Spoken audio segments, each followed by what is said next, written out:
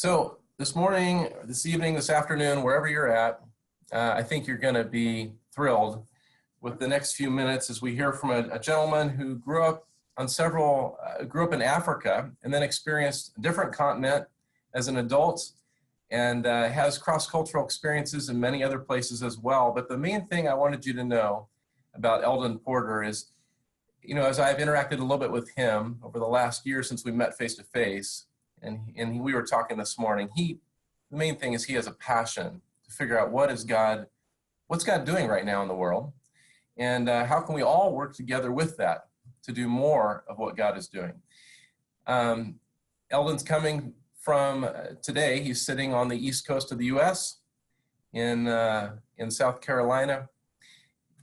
Something you may find interesting about him is when he thinks about networks, he's not just studying Christian networks and what makes those work best.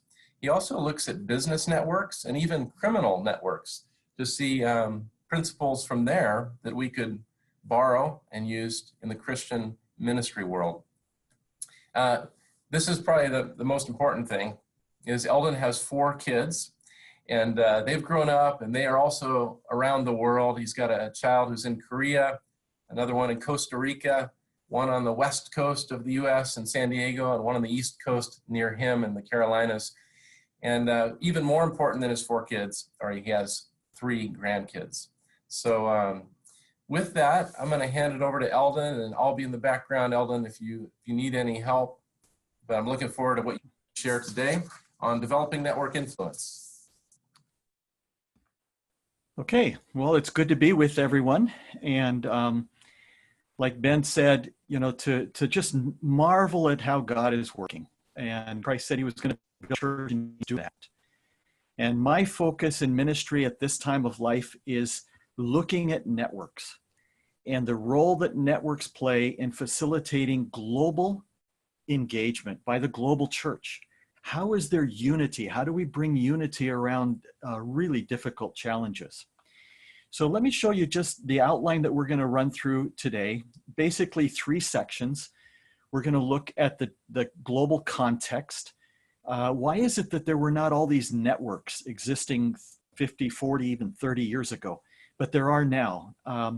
What's driving this change and is defining our future? Next, we'll go to the network details. These are just basic details that if you're leading a network or if you're engaging intentionally with a network, you will want to understand that these things are at play. And both the context and these network details are important if we want to talk about how do we develop network influence. That'll be the 3rd section. We'll look at network influence. What is it? How do we create that? And of course, I'm looking really generally, okay, the big picture. And you'll see as we look at the diversity of networks what I mean by that. And then we'll wrap up with with a section on some of the resources that are available to you, especially if you're a network leader. Okay, so let's dive into the first section, understanding the context, why networks are so important today. We have moved in the missions world away from the paradigm of from the West to the rest to now the new reality from anywhere to everywhere. And the question we need to ask is, what made this change? What caused this? What is defining our new reality? So let's look at the driving forces. And while these driving forces brought this change in the world of missions, it's also defining our future as well. The first is the growth of the majority world church. If you've traveled, if you've met our brothers and sisters in all different parts of the world, I'm sure you stand amazed at how God has been working. And the beauty of this body of Christ. We from the West are now the minority. The majority of the world's Christians are from non-Western contexts. And that growth of this church amongst them and their missions movement is huge in impacting how we live today and relate. The next factor, the driving force, is globalization or technology. People today, they don't need a computer. If they've got a cell phone, they can connect with with anyone, anywhere in the world. And this connectivity has resulted in new stakeholders, new people that can get involved globally. The third factor is the global diaspora movement. do you realize that there are significantly more in the world today, more people moving from their culture to another culture than live in the United States? We have about 327, I think it is, million people in the United States. And UN lists about 400, 450 million people moving from one culture to another. The refugees are part of this. There's different factors at play, but this is a driving force. And this has to permeate our thinking about how we function in this new reality, especially for us Westerners who are accustomed to thinking of the world as from, us and then them out there. That we're now just mixing. And, no wall is going to stop this migration and what's happening globally. This is huge, what's going on. And it's of the Lord. So let's go on then to the next. The result of these three factors, just key points, especially for a network leader. The first one is we have different kinds of mission agencies today. We have the Western ones and we have the new forms or the non-Western mission forms, the structures. And these are vastly different in how they function. But these are stakeholders that can participate in a network. The second are the local churches. And I mean churches from anywhere in the world. Okay, I know churches from Brazil that have ministries, direct ministries in Laos, together with the military leaders. I mean, it's just phenomenal that local churches can now be involved and want to be involved, not replacing mission structures, but they want that engagement and they're finding it. And they too are individuals. They are part of the stakeholders of coming together in networks. And then others are just individuals. And I call these just normal Christians. They're not professionals.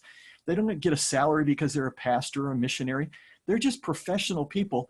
And they are also engaging around the world. So these are the new stakeholders. And of course, you put in the global diaspora movement on top of that, and things are just really changing, okay? But these are the people that come together in the network world that a network leader has to be thinking of as they're leading their network, okay? Let's go on to the next point. Foundational theology. We're talking about the unity of the church. I used to think of unity of the church as my little congregation. Today, it's the global church. Christ said that he will build his church, and he's doing that.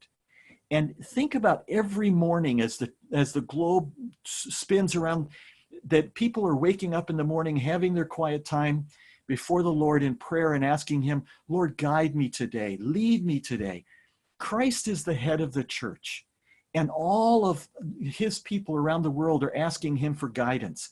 So the critical question that all of us ask is, Lord, what is my or our role in what you're doing? Or what role do you want me, our church, our agency to play in your big plan? Okay, though that's the basic theology that I come at as I look at these. So a highly interconnected world that is on the move demands collaborative response by the global church. We cannot do this by ourselves. There must be collaboration. And of course, networks play a huge part of that.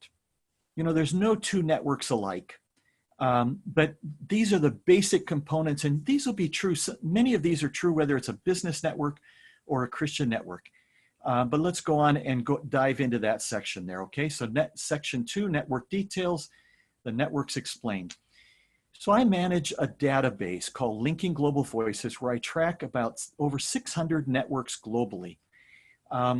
And I'm trying, this is my focus of research, is trying to understand how these function and how they interrelate to each other. This is the basis of where I'm coming from. Let's go and look at definitions. People use the words network and partnership in different ways. This is the way I'm using it, okay? A network is a coming together of totally autonomous entities around something that they share in common. Okay, so these could be, organizations. It could be some churches that come together, individuals that come together, but something they share in common. And we'll look at both. The commonality could be a geography, or it could be an actual issue that they're focused on. Let's look at the next one is partnership. What is a partnership? You partner with people that you know. You don't partner with people you don't know. Okay, a partnership is an intentional agreement between known entities to work together and accomplish something neither could do alone. All right, and Partnerships is where we want to go. Okay, that's the direction here. A good network always births partnerships, is constantly birthing partnerships. But there's a distinction between a network and a partnership. There's distinction between network leadership and partnership leadership. And I'm focusing today on networks, okay? So let's go on to the next section. Let's go just think about the different kinds of networks. So this is really general, big picture, okay? There's two basic kinds of networks. First of all, geographically defined networks. And there are two kinds of geographically defined networks, the associations or the evangelical alliances of each country. And then where there is an evangelical alliance or there's a grouping of churches, you'll almost always find a mission network, a mission movement network coming out of that area. So both of these are geographically defined.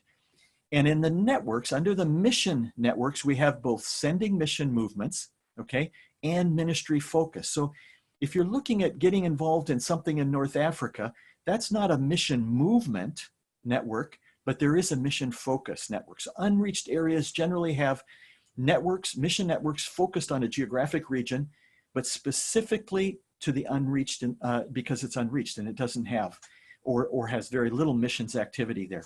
The newest kind of missions networks kind of spans geography, different geographic areas because it's diaspora linked. This is the newest kind of networks that we see birthing, and those are ethnic networks around ethnic groups that are diaspora rich. Then we have issue-specific networks, and here is the majority of the networks.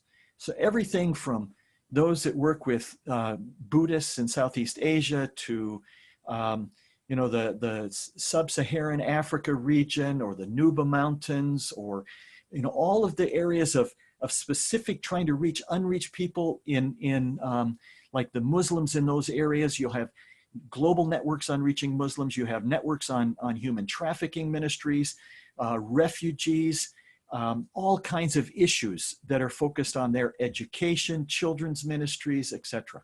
Those are the issues. So those are the two categories. As you're thinking of networks, you can kind of break them into these two categories. Let's go ahead. So networks are fast becoming the best platform for leadership, and the second is the best space for global engagement.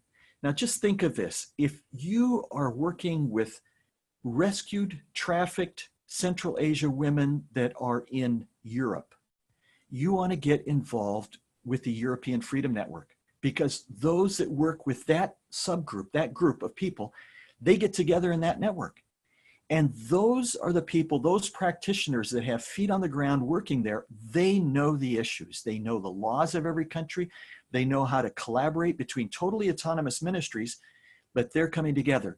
Today, practitioners are becoming the experts. Their voice is more authentic than some expert from a university or seminary that's speaking on a topic, because they know it. So a best platform for leadership are the networks, and the best space for global engagement. You go to some of these network meetings, North Africa Partnership, and you have people from all over the world, churches, mission groups, individuals, all from all over the world, looking at that specific area, trying to figure out how can they collaborate with what God is doing in that region. Okay, so networks are filling this very unique role that no organization can fill. Okay, but these entities, this neutral space, is able to do it. They can provide leadership, good leadership is coming from them, and good space for engagement by the global church. All right, let's go on. Okay, totally different subject, but having to do with networks. Every network has both primary and secondary clients. Okay, some people call them constituents, the business world calls them clients, but everyone. So if you're working with, say, the trafficked women, the rescue trafficked women in Europe, your primary clients as a network, the European Freedom Network, their primary clients are those that work in that ministry. Okay, those are their primary clients. If you're working with refugees, the Refugee Highway Partnership Europe, okay, their primary clients are those that work with refugees coming through Europe. All right. Now, the secondary clients are those that bring added value to a network's effort to empower the primary clients. Now, if you think about this, the Refugee Highway Partnership, and I'll use them as an example later on, they can acquire added value to their effort to serve their primary clients by bringing in experts on legal issues of advocacy, those that deal with education needs of, and media resources in different languages, things that maybe those who work with refugees are not experts on, but outside individuals and networks of these ministries particularly can bring in added value. So today we're starting to see networks intentionally building relationships with other networks because those other networks bring added value to this one network's effort to serve their primary clients. So as you're thinking about this, think about who are my primary clients and who are my secondary clients. If you're not in network leadership, that's fine. But think, are you a primary client of a particular network, or are you a secondary client that could bring added value into that specific area for this other network? Those are two critical pieces there. All right, network leadership and what is success? All right, I would say Christians and Christian networks, we are, a little bit behind, maybe a little bit more than a little, behind the business world when we think about networks and leadership and success. Oftentimes we say, well, they had 1,000 people that came to their meeting. They must have been successful. Well, that's not how the business world measures success on network leadership. Let me just talk very, very simplistically here. Network leadership is creating a space where leadership can happen. All right? Network leaders are not always the ones who know everything, but they create a space.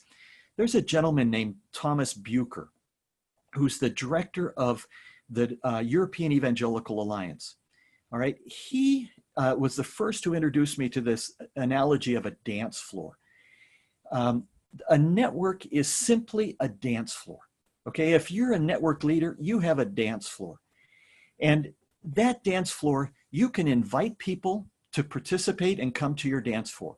Most people will not come to your dance floor to see you dance, all right?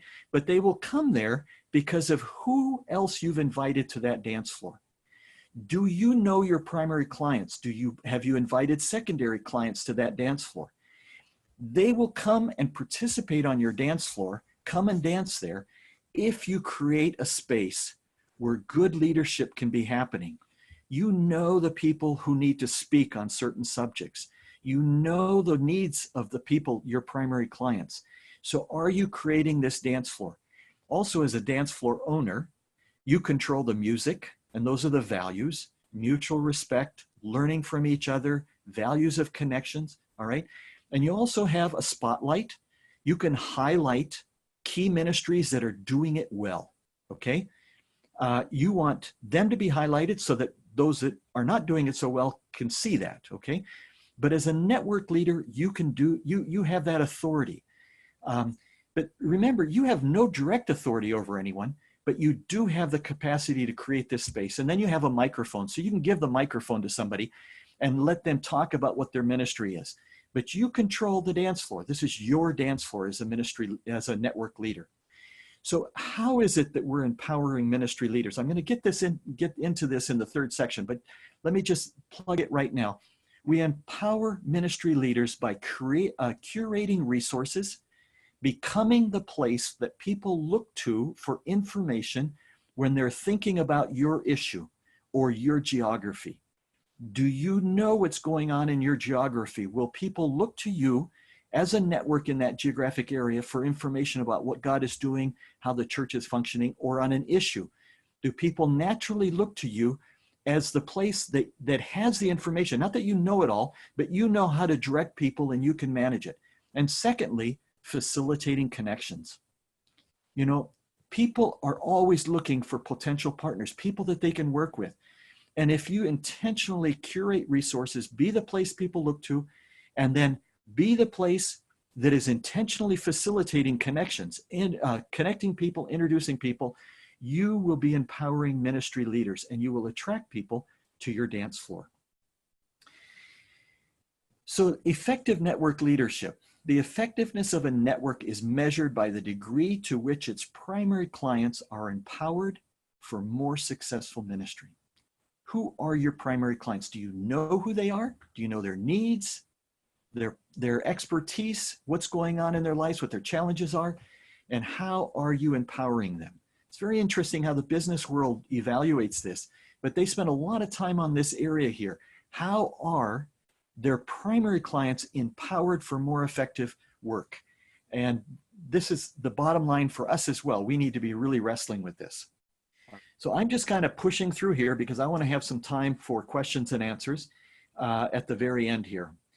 So that we've looked at the context. What is it that's birthed this environment in which all these networks are starting to develop? What are some basic principles of networks that we need to keep in mind? These exist. This is what's happening. And now let's look at developing network influence. How do you go about doing this? All right. So this section here, empowering ministry leaders in the highly interconnected global paradigm.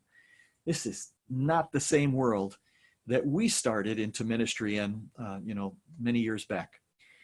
So managing the variables. This is just simply a review. Okay. What are the variables? You have to know what kind of a network you're leading, or the kind of network you're involved. Is it geographically defined? Is it an issue specific? Who are the primary clients of your network, or the network that you're looking at? What are their needs, their expertise, their challenges? Secondary clients, who are the experts among these secondary clients? Who are the potential partners that might come in here? I'm going to explain some of this in practical terms when we look at a couple networks in a minute. How is it that you're curating resources? Let me just mention just a little bit here, the curating of resources. The resources that people think about that they will need when they think about your network. It could be an issue, it could be a geography, what's happening. But how do you curate that information? Are you the place that people are looking to? Some networks are starting to use Google Docs that different people can be editing, and these things just evolve. Different people in the network. Others are using they gather the information and they put them up. They have a PDF that they'll send to you if you have questions about it. But quite honestly, a lot of networks are not focusing yet on the curating of resources. They are thinking rather that we represent these people, but they don't really know what the questions are that they're asking. All right, but curating resource and facilitating connections. How is it that you're going to be facilitating connections? You're going to have to know who your clients are and have a strategy there. Some of the networks are very intentional. They have WhatsApp groups. And if you want to join this specific WhatsApp group, you explain who you are and what you're doing, and you get invited into the WhatsApp group. Some of these are incredibly dynamic, the communication that's going on. But these are different tools that are being used. Some of them use closed Facebook pages, different tools that they have. All right. So creating leadership space. I want to just go back to this analogy here of the dance floor and just underline this a little more, thinking about the various components of this now. Curating resources. Are you an evangelical alliance? Are you focused on a specific issue? What are the resources that people should be looking for that you want them to look to you, because that will draw them to your network, okay? You'll be able to highlight the good resources. You'll be able to, organize it in such a way so people are blessed if you have that. So how are you doing it? And how are you facilitating connections? One of the struggles we're facing right now is that many of the individuals, the individual stakeholders in ministry don't feel that networks see them, even recognize them. They'll assume that it's a mission agency or a big ministry that is a membership of their network. But don't forget, there are normal Christians.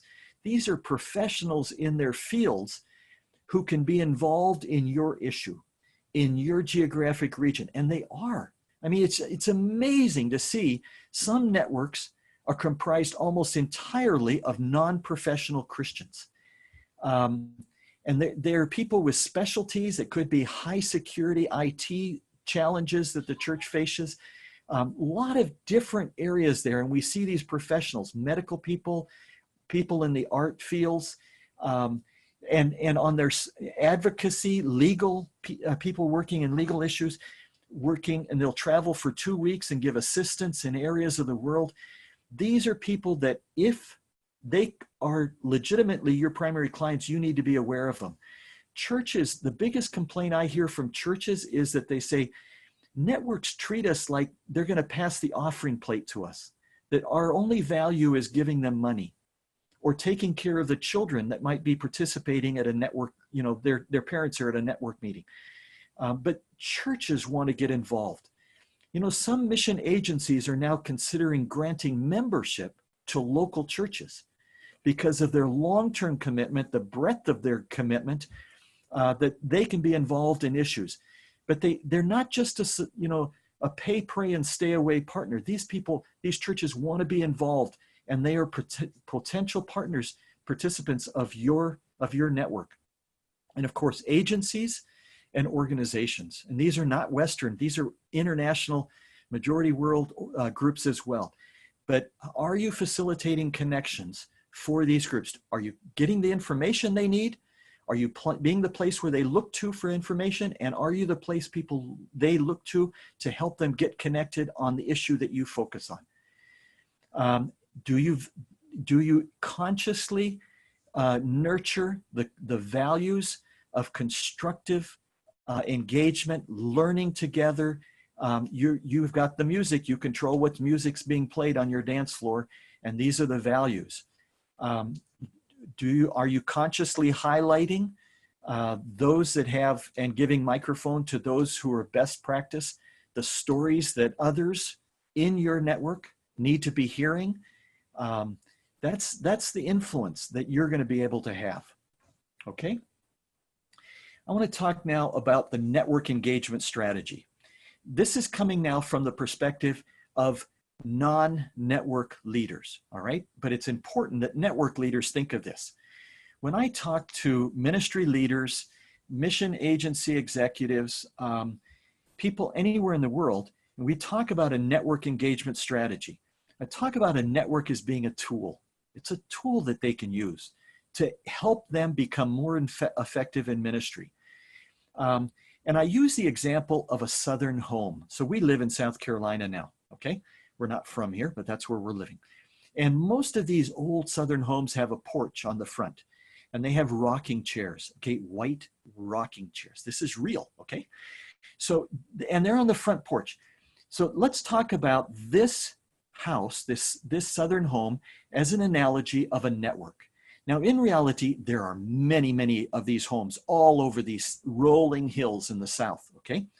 So let's think about this. First of all, when you're looking at these networks, you have to, first of all, identify who you are. What is your identity as a ministry or as a mission agency or as an organization? What is your core identity? You can waste all kinds of time going to mission network meetings and getting involved in all kinds, and it won't help you at all. So identify, keep clearly in mind who you are, your ministry. Secondly, identify strategic networks. Go through the list, do the search on Linking Global Voices, find the different networks that exist out there and determine what can I get involved in, okay? Now, very quickly, the 4 degrees of engagement. The first is to become informed. That is, go up and sit in the rocking chair, listen to the conversation that's coming through the open window from the living room. Number 2, attend a network meeting. If this is really something that's important to you, go inside the living room, sit down with the other people, meet them, etc. The third is engage with other key participants. Find out that's in the dining room. You're sitting around the dining room table. And the 4th degree of involvement, where you will have the greatest impact, and every organization needs to strategically get into the kitchen of these networks, become a part and support the leadership of networks. Don't just be a recipient, get involved, because that's where the leadership actually happens. when people need to eat, what the food they need to eat is, and who the people are that you're trying to serve this food to. So that's the fourth degree of network engagement. All right. Let me talk about a couple quick examples here. Evangelical alliances. So the Alianza Evangélica de Guatemala, the AEG, that's an evangelical alliance in Guatemala. If they curate information about the church in context, if you're thinking about doing ministry there, and if they were to have that information of what's going on there, and you would start looking to that evangelical alliance, that would be huge for their potential influence. Do they facilitate contacts? Is that helping you connect into what's going on in the evangelical world in Guatemala? Their strategic networks, okay? These are their secondary clients. Network to network relationships. They would be related to the WEA, World Evangelical Alliance. They probably should be related to the Accord Network, which is a network of relief and development agencies around the world. ION, International Orality Network. Comibam, which is the network of missions out of Latin America. Refugee Highway Partnership, a lot of refugees coming through Central America, etc. So these are strategic ones that an evangelical alliance would want to engage with. So let's go on to the next one, Refugee Highway Partnership Europe.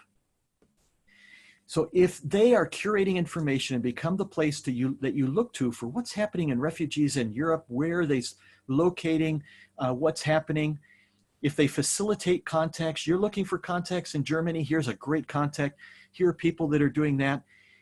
Strategic network to network relationships, if they intentionally build relationships with the country level evangelical alliances, so they know who the churches are affiliating with within each country, the advocacy networks, those who work in defending the vulnerable, the legal, the network of Christian legal entities, European Freedom Network, that's the human trafficking one, and media networks, who's the media networks that understand who has media in the languages of the refugees. So if the Refugee Highway Partnership intentionally engages with these, creates a space where they can speak, that's pretty important, all right? So let's go on and now turn to resources. I wanna just cover some resources here that I think you might be interested in, and then we're gonna open it up for questions and answers. So one of the things that I work with under Linking Global Voices is something called mentoring of chief collaboration officers. The newest C-level role in business world is the CCO. We have the CEO, we have the CFO, etc., but this is the CCO, the Chief Collaboration Officer. These are people in leadership roles that are looking horizontally. They're looking at potential partners, developing relationships, trying to build this network of relationships that ministry, that organization would have.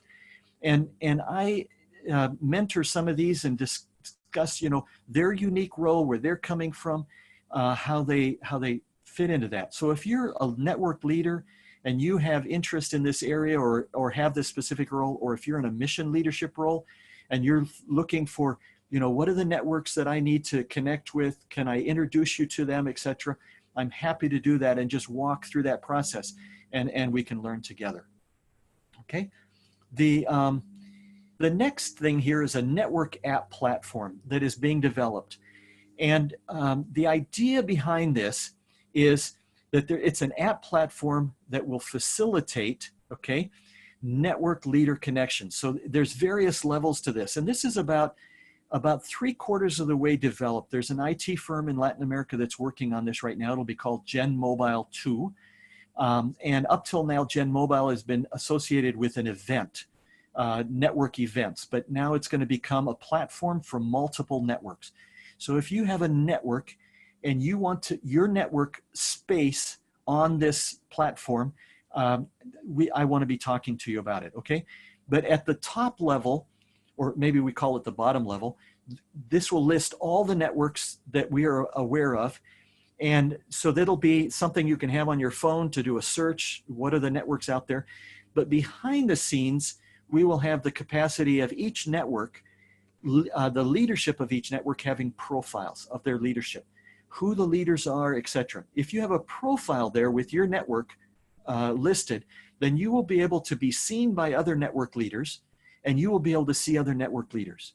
So if you're leading a network and you're trying to figure out how to connect into Argentina, you'll be able to do that, know who's leading networks in that region, and you'll be able to communicate. Outsiders won't be able to see that. Then individual networks will also be able to have their app or their workspace. This will have listing of ministries, ministry leaders, sharing of information within that. This is just within your bounds. This is within your branded app that has your logo on it, etc. Facilitating connections all within your network, okay? But this is key because it's a part of a network platform app that will facilitate network-to-network connection. So if you have ministry and ministry leaders who are connecting each other, but then want to talk to ministry leaders in another network, and they are also participating, you'll be able to, with security protocols and all, be able to invite someone from that network to come in and sit in a discussion room and talk about issues. And I can give examples later, but network-to-network connectivity with a need and resource matching. So that kind of a dating service, this is what we offer, and this is what we're looking for, et cetera. And then network event app capacity.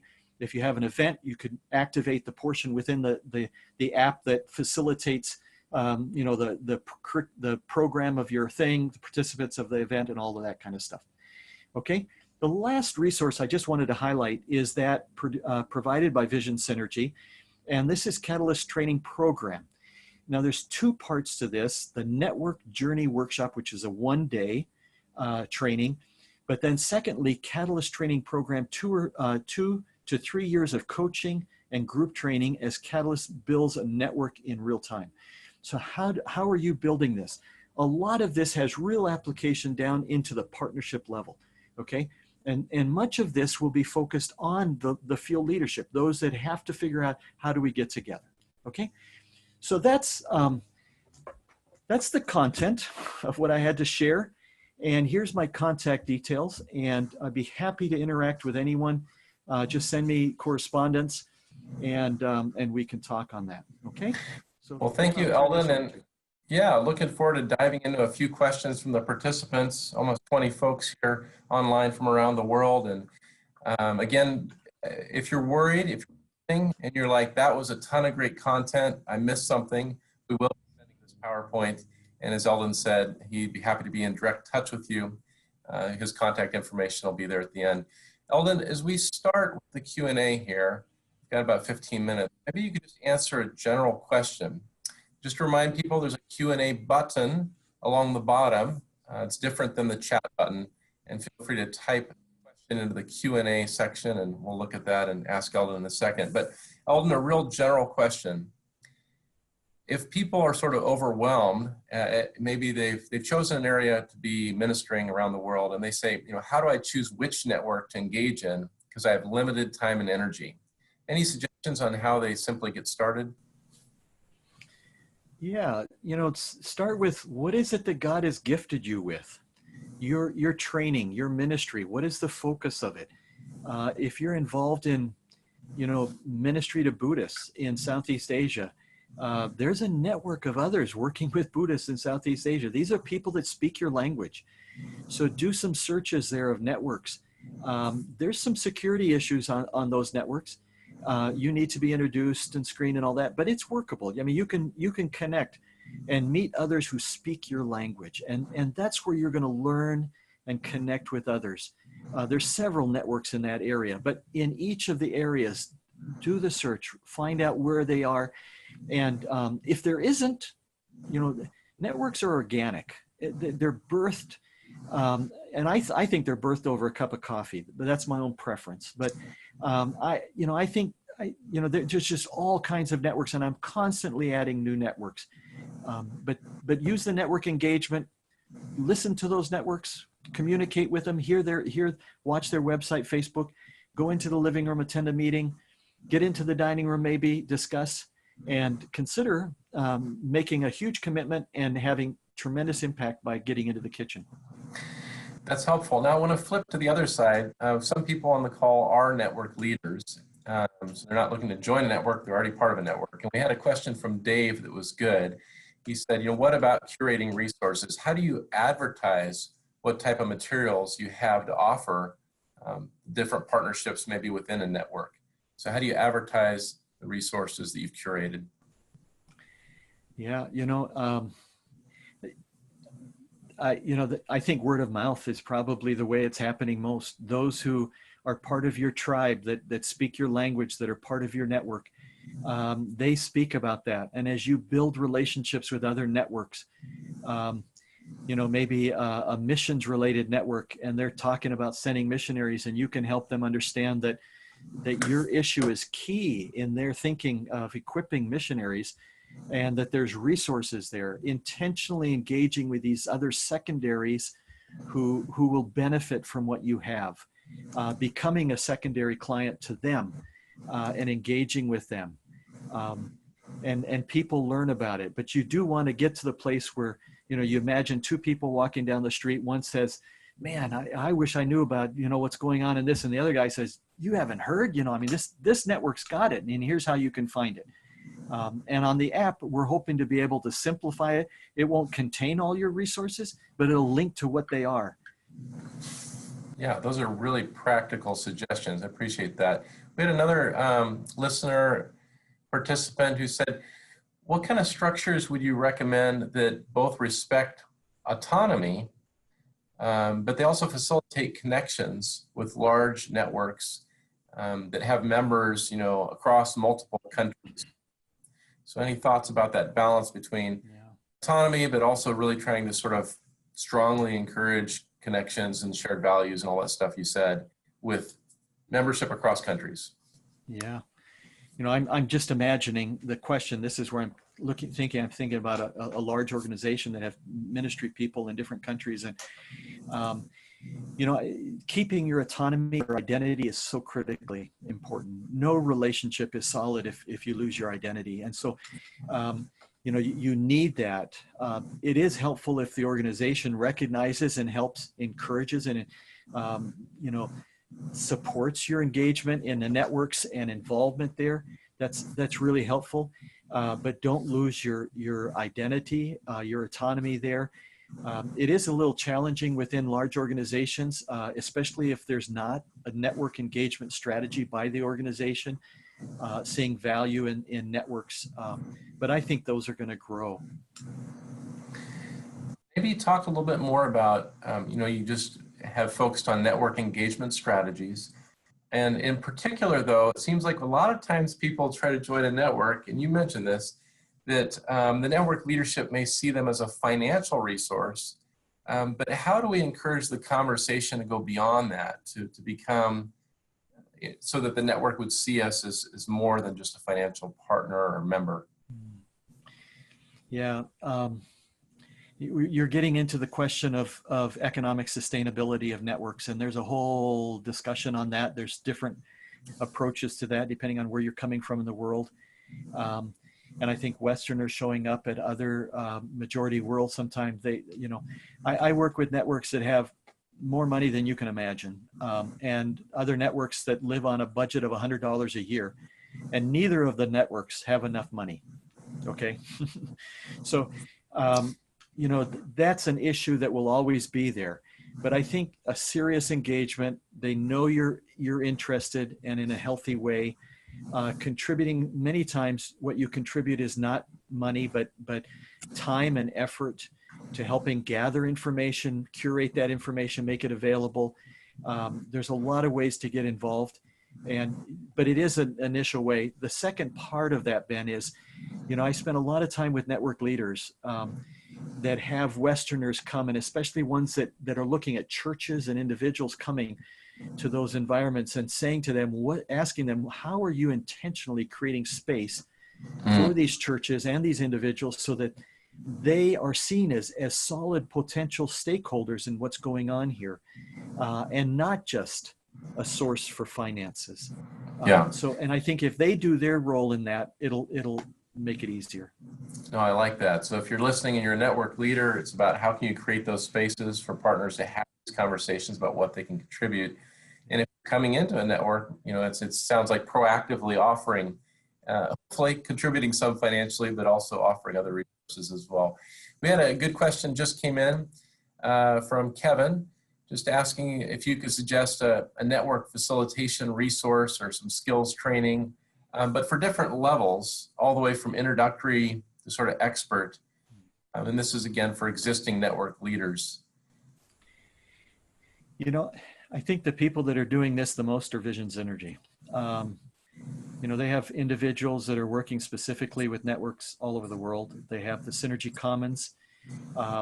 It does, Synergy Commons, in my perspective, does go into partnerships as well.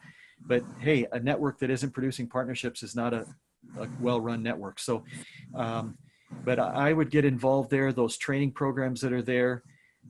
If it's big picture issues and connectivity and all of that, I'm happy to help you with that. But I would definitely go to Vision Synergy and connect with them very intentionally and specifically ask, you know, what in the Commons, how would we do this? Can we do that? Because that's the focus that they've, you know, laid out. And I don't know of anyone else who's doing that.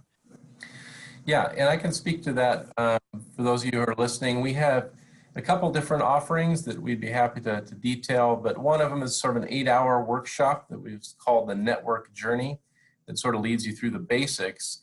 For more advanced type things, the Synergy Catalyst program that Eldon mentioned is a program that's going to have a small number of people, maybe 12 people at a time, that start together through a process that's more than a year and involves some face-to-face trainings, sort of more at the expert level, but also a bunch of coaching. Just, you know, you'd have a one-on-one relationship with somebody who's had experience in leading networks. And then there's some also self-paced stuff on the Synergy Commons, as Eldon alluded to there. So I did want to circle back. We had that question a minute ago about structures that recommend that respect both autonomy and yet, you know, sort of individual values and stuff. And there was a follow-up question just to clarify that this person said they're part of a network, they're not an organization. Okay. So what do effective network structures look like? Oh, yeah. You know, I don't know if there's an effective, I mean, the networks are so unique, and, you know, you take a refugee highway partnership, and what's happening in Latin America is so distinct from Africa. And so understandably, they create different subgroups, and North America is a different one, and Europe is a different, and Asia is a different. So, you know, how do you manage the relationships? Because there is commonality, but at the same time, there's uniqueness. And you see that with International Orality has some of that as well, but global diaspora, the diaspora issues are different in different parts of the world. So I'm not sure that there's a good best way to do that. I know that I've been involved in discussions with them trying to figure out how do you brand and how do you create autonomy and leadership and all of that. But it's a challenge. But basically, you've got your clients, you're curating resources, and you're facilitating connections, creating a space for leadership. The leaders are the practitioners. They're the ones that are doing it, and you get them talking to each other. The value of the choice of subjects that they want to talk about is so important when you talk about leadership, because they know what's critical. Yeah. And they're the ones that we need to be listening to. Yeah, no, that's important. To be driven by the folks who are involved, not sort of a remote decision about what we think is important. We have time for maybe 2 more questions. One would be that some networks have serious security concerns. And I guess, how are they able to create influence or, you know, advertise their resources or whatever if they are working in a highly secure situation, issue, geography, or what have you? Yeah, no, it's security is a major issue. And one of the things working with this IT firm that's been a joy is that they work with governments and they understand these issues, and some of the you know, the Christians IT security people are watching and looking at what's being done. But basically, a network knows the security that they have to have. And in the app that we're developing, they will be the ones that set the standards, whether everyone uses pseudonyms, what they share, who they share with, all of that. But I think, you know, there are some networks that, you know, we just can't talk about at all. We can't list them, not on Linking Global Voices. but I think people who have a heart to know what God is doing can poke around long enough and find somebody who can make an introduction. But yeah, no, security is a major issue. And even for the networks that it's not a major issue, you're connecting with them. They're Yes. concerned. So that's a network to network consideration. Yeah. So it is major. We just have to really respect the leadership of those networks to tell us, what they can handle and what they can't. Absolutely. Yeah. And what I hear you saying there is to discover one.